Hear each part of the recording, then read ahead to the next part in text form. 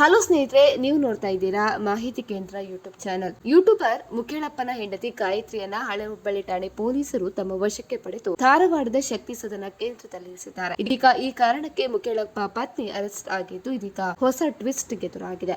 ಹಾಗಿದ್ರೆ ಇದಕ್ಕೆ ಕಾರಣ ಏನು ಅಂತ ತಿಳಿಯಲು ವಿಡಿಯೋವನ್ನ ಕಂಪ್ಲೀಟ್ ಆಗಿ ನೋಡಿ. ಮುಖೇಳಪ್ಪ ಲವ್ ಜಿಹಾದ್ ಮಾಡಿ ಸುಳ್ಳು ದಾಖಲೆಗಳನ್ನ ನೀಡಿ ಹಿಂದೂ ಯುವತಿಯನ್ನ ಮದುವೆಯಾಗಿದ್ದಾನೆ. ಅಲ್ಲದೆ ಗಾಯತ್ರಿಯ ತಲೆಯನ್ನ ಕೆಡಿಸಿ ಆಕೆಯ ಮನೆಯವರನ್ನ ನಂಬಿಸಿ ಮೋಸ ಮಾಡಿದ್ದಾನೆ ಅಂತ ಹೇಳಿ ಆರೋಪಿಸಿ ಸ್ವತಃ ಗಾಯತ್ರಿ ಪಾಲಕರೇ ಇದೀಗ ಪೊಲೀಸ್ ಠಾಣೆಗೆ ದೂರನ್ನ ನೀಡಿದ್ರು.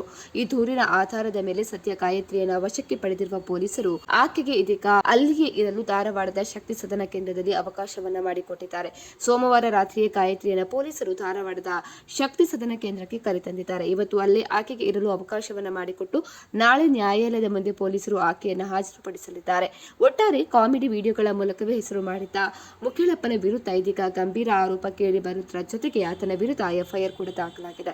ಸದ್ಯ ಈ ಪ್ರಕರಣ ಮುಂದೆ ಯಾವ ಹಂತಕ್ಕೆ ಹೋಗಿ ನಿಲ್ಲುತ್ತೆ ಅನ್ನೋದಕ್ಕೆ ಕಾದು ನೋಡಬೇಕು. ಸ್ನೇಹಿತರೆ, ನಾವು ಮಾಡಿರುವಂತಹ ವಿಡಿಯೋ ನಿಮ್ಗೆ ಇಷ್ಟ ಆದಲ್ಲಿ ವಿಡಿಯೋಗೊಂದು ಲೈಕ್ ಅನ್ನ ಕೊಡಿ. ಅದೇ ರೀತಿ ಮತ್ತಷ್ಟು ಅಪ್ಡೇಟ್ಗಾಗಿ ನಮ್ಮ ಚಾನೆಲ್ ಅನ್ನ ಕೂಡ ಸಬ್ಸ್ಕ್ರೈಬ್ ಮಾಡ್ಕೊಳ್ಳಿ.